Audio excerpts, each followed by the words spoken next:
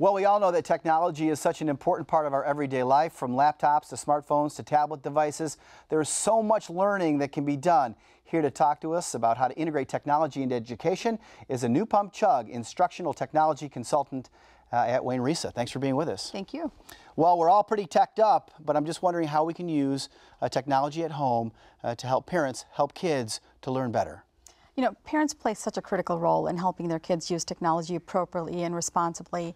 And there's so many websites out there, so many apps, and it's just a matter of understanding what's out there and helping your child be safe online. So parents can do this as they monitor their child online and with their apps, and they have to teach their kids how to protect their personal data and what to stay away from, what's an inappropriate site, and what to do if you inadvertently click on something that is inappropriate. And also to be careful of unwanted downloads, because some of those downloads can be very damaging to the computer. Well, and as we all move forward together technologically, what can parents and children expect this year in terms of teachers integrating technology into the classroom?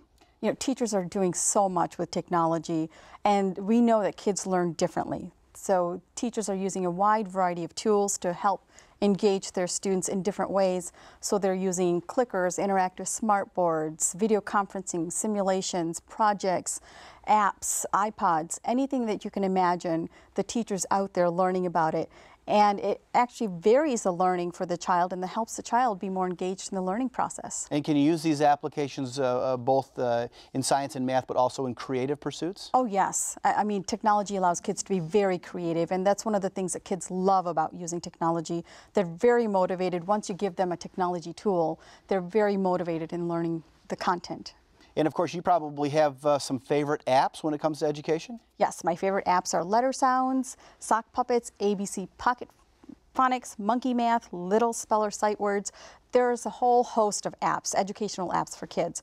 But before a parent actually downloads some of these apps, I would recommend that they go to commonsensemedia.org and make sure that these sites or these apps are evaluated and reviewed by other parents and educators. Of course, we have a studio full of kids who are excited to head off to school, but whether you're heading off to kindergarten or maybe high school, is there a different way that you use applications and tablets and maybe even mobile devices to learn at different levels? Yes, and again, these apps are at different age levels, so the parent can look at age-appropriate apps, and they're broken down into different categories once they go to some of these sites.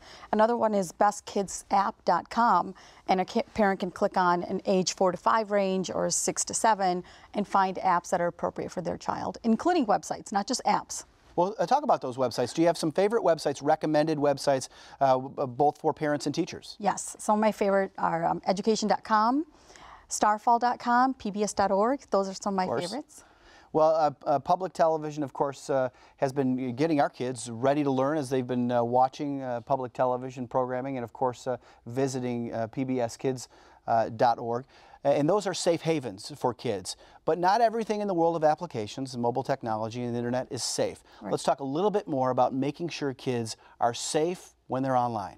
You know, Michigan's Attorney General's office has this great program called Michigan CSI, the Cyber Safety Initiative, and many schools use this curriculum. It's from kindergarten to high school.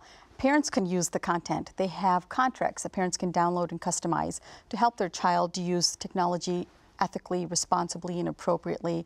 And also there are a lot of security settings built into the computer that parents can tweak to make sure that they block off certain sites, limit the amount of screen time the child has. So you don't necessarily need to go out there and spend a ton of money on specialized programs. A lot of these settings can be customized within your technology. And these are existing tools we can take advantage of? Yes. Well, that's a lot of information, and Anupam Chugh, thank you for joining us. We're going to make sure that we have all that information at dptvkids.org. We appreciate your support and your service. In just a few minutes, we'll finally get a chance to meet a real kindergarten teacher. But right now, let's head back over to Kelly, who's joined by our last group of kindergartners to be.